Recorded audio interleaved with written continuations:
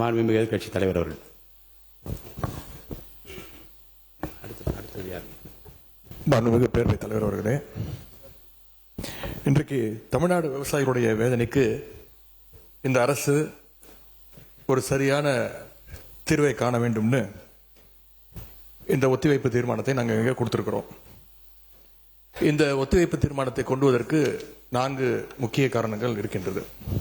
முதல் காரணம், மேகதாது அணை கற்ற கர்நாடக அரசை தடுக்க இந்த அரசு என்ன நடவடிக்கை எடுத்திருக்கிறது என்று இந்த அவைக்கு நீங்கள் தெரிவிக்க வேண்டும். இரண்டாவது காரணம், முழு பயிர்க்கடன் தள்ளுபடின்னு நீங்க தேர்தலின் போது வாக்குறுதி கொடுத்துவிட்டு இன்றைக்கு ஆட்சிக்கு வந்துவிட்டு அரைகுறை தள்ளுபடி மட்டும் செய்வது ஏன்?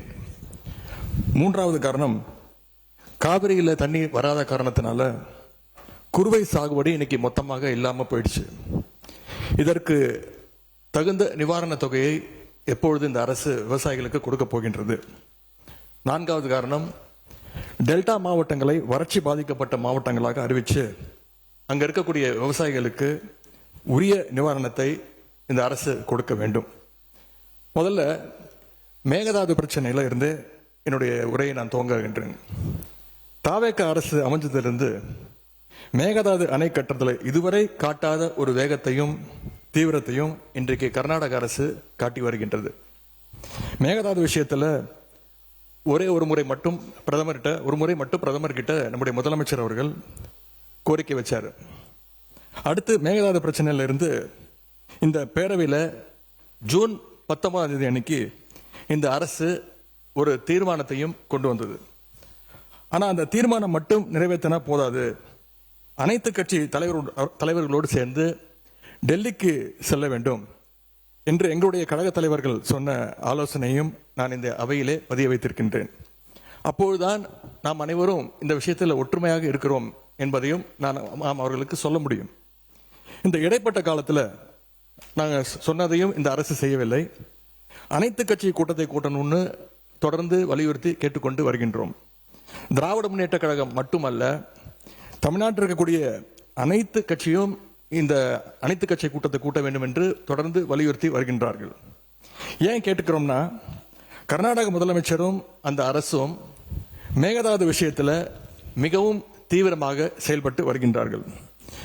ஜூன் 11ஆம் தேதி ஒன்றிய நிதியமைச்சர் திருமதி நிர்மலா சீதாராமனை கர்நாடக முதலமைச்சர் அவர்கள் நேரில் பார்த்து மேகதாது அணை கட்டுவதற்கு நிதியுதவி வேண்டும் என்று கோரிக்கை வச்சிருக்கிறார். ஜூன் 12ஆம் தேதி ஒன்றிய ஜல்சக்தித்துறை அமைச்சர் திரு CR பட்டீல் அவர்களை நேரில் பார்த்து மேகதாது திட்டத்திற்கு நீங்கள் ஒப்புதல் அளிக்க வேண்டும் என்று கோரிக்கை வச்சிருக்கிறார். ஜூலை 27ஆம் தேதி அன்றைக்கு நாடாளுமன்றத்தில் ஒன்றிய ஜல்சக்தித்துறை அமைச்சர் இணையமைச்சர் மேகதாதுல அணை கட்ட தமிழ்நாடு, புதுச்சேரி மாதிரியான கீழ்படுகை மாநிலங்கள், அதாவது லோவர் ரிப்பேரியன் ஸ்டேட்ஸ், அதனுடைய அனுமதி தேவையில்லை என்று கூறியிருக்கிறார். அதே நாள் ஜூலை 27ஆம் தேதி டெல்லியில கர்நாடகத்தைச் சேர்ந்த அனைத்து கட்சி எம்பிக்கள் கூட்டத்தை கர்நாடக முதலமைச்சர் அவர்கள் நடத்தியிருக்கிறார்.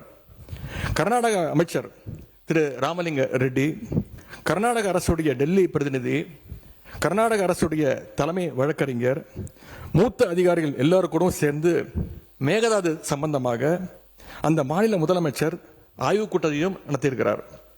எல்லாத்துக்கும் மேல ஆகஸ்ட் 2ஆம் தேதி பெங்களூர்ல அனைத்து கட்சி கூட்டத்தை கூட்டுறோம்னு கர்நாடக முதலமைச்சர் அனைத்து கட்சிக்கும் அழைப்பும் விடுத்திருக்கிறார்.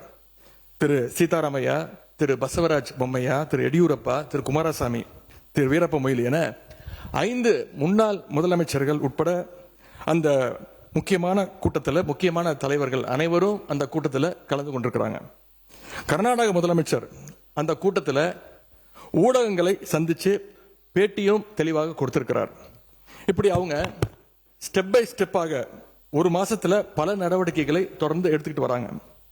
மாநில நலன் அப்படின்னு வந்தா அவங்க எப்படி அரசியல் வேறுபாடுகள் எல்லாம் பார்க்காம கடந்து மறந்து ஓரணியில் நிற்கிறாங்களோ, அதே போல நாமளும் நம்முடைய ஒற்றுமையை கர்நாடக அரசுக்கும் ஒன்றிய அரசும் காட்ட வேண்டும் அப்படின்னு தான் நாங்கள் அனைத்து கட்சி கூட்டத்தை தொடர்ந்து கூட்ட வேண்டும் என்று எங்களுடைய கோரிக்கையை வச்சிருக்கிறோம். விவசாயிகள் மேல அக்கறை உள்ள ஒரு அரசு இதையெல்லாம் கேட்காமல தானாகவே செய்ய வேண்டும். மாண்புமிகு சட்டமன்ற எதிர்க்கட்சி தலைவர் சிறப்பு கவன ஈர்ப்பு தீர்மானத்தில் தாங்கள் குறிப்பிட்டுள்ள அந்த செய்திகளை பற்றி மட்டும் நீங்கள் இங்கே பேச வேண்டும்.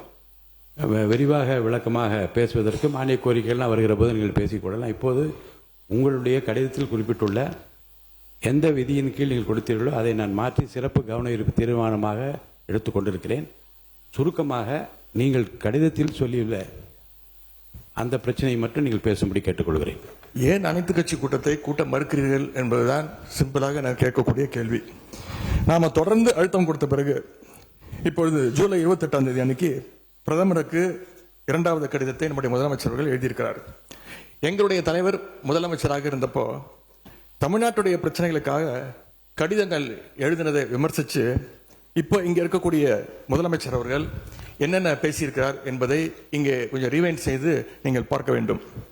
முதலமைச்சர் பேச்சதான் இங்க நான் அவை குறிப்பில் குறிப்பிட விரும்புகிறேன். அதை நீக்க மாட்டீங்க அப்படின்னு நான் நம்புறேன். ஸ்டாலின் அவர்கள் அப்பப்போ எந்திரிச்சு கடிதம் எழுதிட்டு தூங்க போயிடுவாரு, அவ்வளவுதான். அது அப்படியே கிடக்கும்.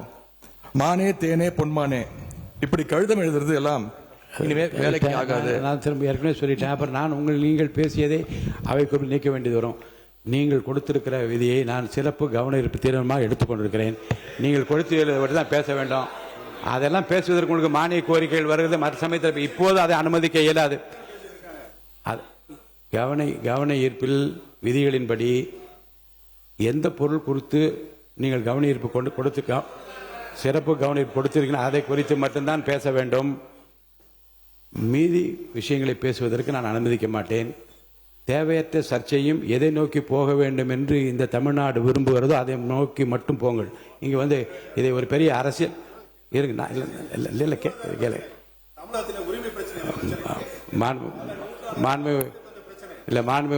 முன்னாள் முதலமைச்சருக்கும் தெரியும் இந்த ஜீவாதார பிரச்சனையை எப்படி கையாளுவது என்பதை பற்றி மாநில அரசுக்கும் தெரியும். இங்கே என்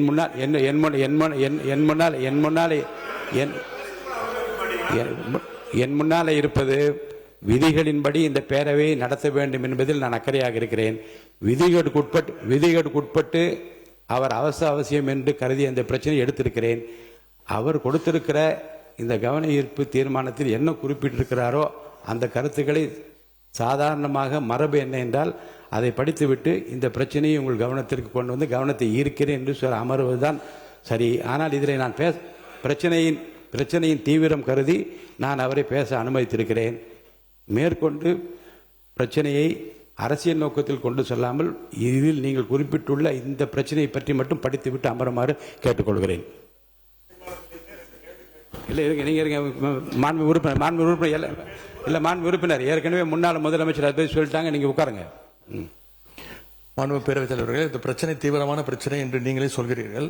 நான் கேட்பதெல்லாம் ஒன்று தான். நாங்கள் தொடர்ந்து அனைத்து கட்சி கூட்டத்தை கூட்ட வேண்டும் என்று கேட்டுக்கொள்கின்றேன்.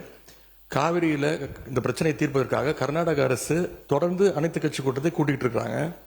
அங்க இருக்கிறவங்க எல்லாருடைய கருத்துக்களையும் கேட்கிறாங்க. ஏன் தமிழக அரசு அனைத்து கட்சி கூட்டத்தை கூட்டுவதை தவிர்க்கின்றது என்பதுதான் எங்களுடைய கேள்வி. அதாவது பேரவைத் தலைவர் வாயிலாக இன்னும் இங்கே தெரிவிக்க விரும்புகின்றேன். இந்த அரசு ஒரு புது டெக்னிக்கை ரெகுலராக ஃபாலோ பண்ணிட்டு வராங்க. எதையாவது ஒன்று செய்யறதுக்கு முன்னாடி அந்த செய்தி இவங்களே லீக் பண்ணிடுறாங்க. உடனே அதற்கு எதிர்ப்பு பலமாக இருந்தால் உடனே ஒரு யூடியூன் சொல்றேன். தேவையற்ற பிரச்சனை திருப்பும் நான் சொல்லுகிறேன். இந்த பிரச்சனையை ஒட்டி மட்டும் பேசுங்கள். எந்த ஸ்ட்ராட்டஜி இதெல்லாம் என் முன்னால் இருக்கிற பிரச்சனை தேவையில்லை. வாங்க.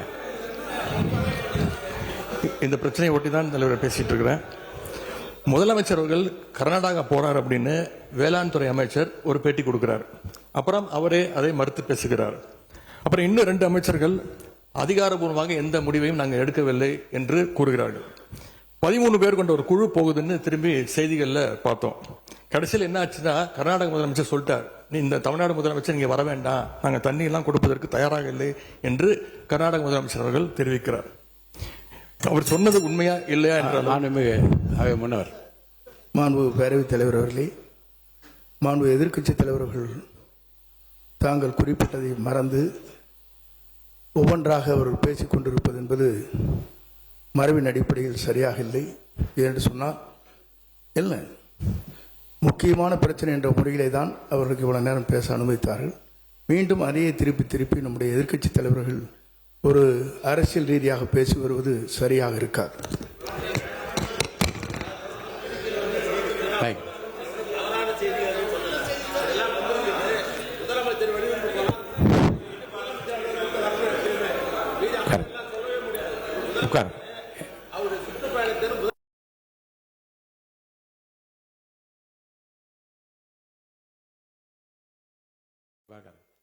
மாண்பு எதிர்க்கட்சி தலைவர்களுக்கு மீண்டும் சொல்கிறேன், சுருக்கமாக அரசின் கவனத்தை ஈர்த்து அமர்வதுதான் மரபும் விதியும். அந்த அடிப்படையில் உங்கள் பேச்சை நீங்கள் முடித்துக் கொள்ளுமாறு அன்போடு கேட்டுக்கொள்கிறேன். தவறாக எதுவும் பேசவில்லை. இல்ல, தவறு சரி. அனைத்து கட்சி கூட்டத்தை கூட்டப் போகிறீர்களா இல்லையா? எப்பொழுது கூட்டப் போகிறீர்கள்? இன்னொன்னு, கர்நாடக முதலமைச்சர் சொல்றாரு, முதலமைச்சர் இங்க வர தேவையில்ல, தமிழ்நாடு முதலமைச்சர் இங்க வர தேவையில்ல, தண்ணி நாங்கள் கொடுக்க முடியாது, தண்ணி இல்லை அப்படின்னு கர்நாடக முதலமைச்சர் சொல்லியிருக்கிறார். இதையெல்லாம் கேட்டுதான் நான் தெளிவுபட விரும்புகின்றேன். முதல்ல தமிழக முதலமைச்சர் கர்நாடகா செல்வதாக இருந்தாரா? அப்படி இருந்தால் ஏன் செல்லவில்லை? இப்பொழுது உங்களுடைய நிலை என்ன என்பதுதான் என்னுடைய கேள்வி. இரண்டாவது பிரச்சனை, பயிர்க்கடன் தள்ளுபடி பற்றி பேச விரும்புகின்றேன். தேர்தல் வாக்குறுதியில் நீங்கள் கொடுத்த வாக்குறுதி முழு பயிர்க்கடன். நான் இதெல்லாம் அனுமதிப்பதாக இல்லை. உங்களுடைய 56 விதியின் கீழ் கொடுத்திருக்கிற கடிதத்தில் ஒட்டி நீங்கள் நிறைய சொல்லிவிட்டீர்கள். நான் உறுப்பினர்கள் பேச வேண்டும். கவனத்தை ஈர்க்கின்ற அந்த நேரம் முடிந்துவிட்டது. நான் அடுத்த உறுப்பினரை பேச அழைப்பேன்.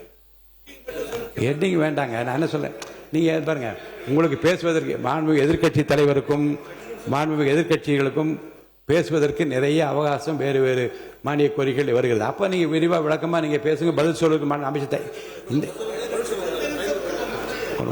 முடிங்க. ரெண்டாவது, இந்த பயிர்க்கடன் தள்ளுபடி நீங்க தேர்தல் வாக்குறுதி கொடுத்திருக்கிறீங்க, முழு பயிர்க்கடன் தள்ளுபடி அப்படின்னு. மாண்புமிகு பேரவைத் தலைவர் அவர்களே, மாண்பு எதிர்க்கட்சி தலைவர்கள் கொடுக்கின்ற சிறப்பு கவன ஈர்ப்பு தீர்மானத்தில் அது இடம்பெற்றிருக்கிறதா என்பதை அறிய விரும்புகிறேன். போதும்.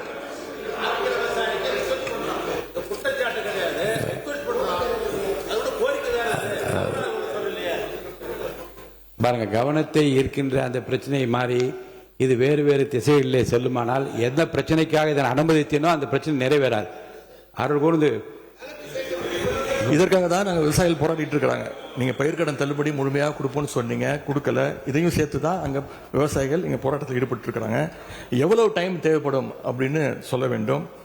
அதே மாதிரி டெல்டாவில் இருக்கக்கூடிய அனைத்து தரப்பு விவசாய சங்க பிரதிநிதிகளையும் சந்திச்சு பேசுற மாதிரி முதலமைச்சர் அவர்கள் ஒரு கூட்டத்தை கூட்ட வேண்டும்.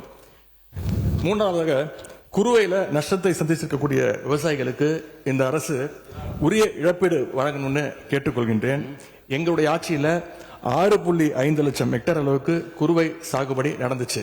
ஆனா இன்றைக்கு இந்த வருஷம் இந்த ஆட்சியில வெறும் 1.5 லட்சம் ஹெக்டேர் அளவுக்கு தான் குறுவை சாகுபடி நடந்திருக்கு. நீங்க ஸ்பெஷல் பேக்கேஜ் சொல்லி 134 கோடி அறிவிச்சிருக்கிறீங்க. அதை எத்தனை பேருக்கு கொடுத்திருக்கிறீங்க என்பதை இந்த அவையில தெரிவிக்க வேண்டும். ஏதாவது கணக்கெடுப்பு நடத்தியிருக்கிறீர்களா? இனி செல்லும் இடமெல்லாம் செய்தி. தந்தி டிவியின் வாட்ஸ்அப் சேனலை ஃபாலோ பண்ணினா செல்ல இருக்கும் இடமெல்லாம் செய்தி. இதோ QR கோட், இப்பவே ஸ்கேன் பண்ணுங்க, ஃபாலோ பண்ணுங்க.